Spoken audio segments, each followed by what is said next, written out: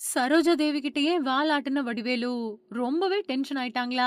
இது எப்போ நடந்துச்சுன்னு தெரியுமா?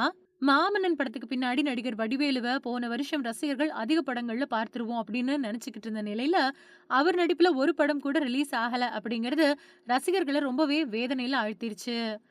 ஃபகத் ஃபாசில் கூட இணைஞ்சு மாரீசன் அப்படிங்கிற ஒரு படத்துல மட்டும் தான் வடிவேலு முக்கியமான கதாபாத்திரத்துல நடிச்சுக்கிட்டு இருக்காரு. இந்த வருஷம் அந்த படம் வரும் அப்படின்னு எதிர்பார்க்கப்படுது. அது மட்டும் இல்லாம சுந்தர் சி இயக்கத்துல உருவாயிட்டு வரக்கூடிய படத்துலயும் வடிவேலு நடிச்சிட்டு வரதா தகவல்கள் வெளியாயிருக்கு. ஆதவன் படத்துல நடிக்கும்போது சரோஜா தேவிய வைகை புயல் வடிவேலு டென்ஷன் ஆக்கிட்டாங்க அப்படின்னு பேட்டி ஒண்ணுல ரமேஷ் கண்ணா ஓப்பனா பேசி இருக்கிறது தீயா பரவிட்டு வருது. அப்படி வடிவேலு என்ன சொன்னாரு?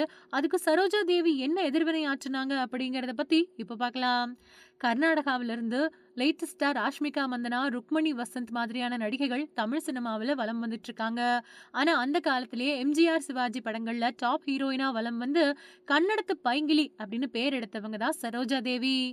சரோஜா தேவிக்கு இப்போ 86 வயசாகுது. கடைசியா அவங்க தமிழ்ல சூர்யா நடிச்ச ஆதவன் படத்துல கே.எஸ். ரவிக்குமார் இயக்கத்துல நடிச்சிருந்தாங்க.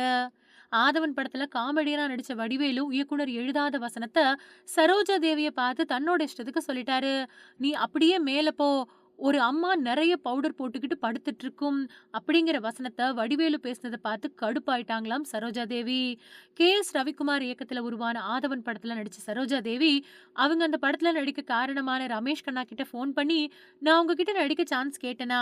ஏன் இப்படி என்ன அசிங்கப்படுத்துறீங்க? நான் ஒண்ணும் மனோரமா மாதிரி காமெடி நடிகை கிடையாது" அப்படின்னு சொல்லியிருக்காங்க.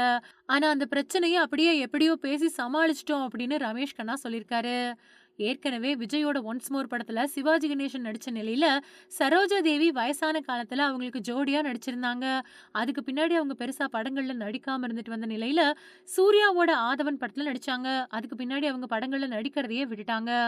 போன 2019வது வருஷம் கன்னடத்துல வெளியான நாதஸ்வர பொம்மா படத்துல சரோஜா தேவியாவே கேமியோ ரோல்ல அவங்க நடிச்சிருந்தது தான் அவங்களோட கடைசி படம். அந்த காலத்து நடிகர்கள் எல்லாம் மரியாதைய ரொம்பவே எதிர்பார்ப்பாங்க அப்படின்னும், நம்ம வடிவேலு அவரோட ஸ்டைல்ல கலாய்ச்சது சரோஜா தேவிய காயப்படுத்திருச்சு அப்படின்னும் சொல்லியிருக்காரு ரமேஷ் கண்ணா.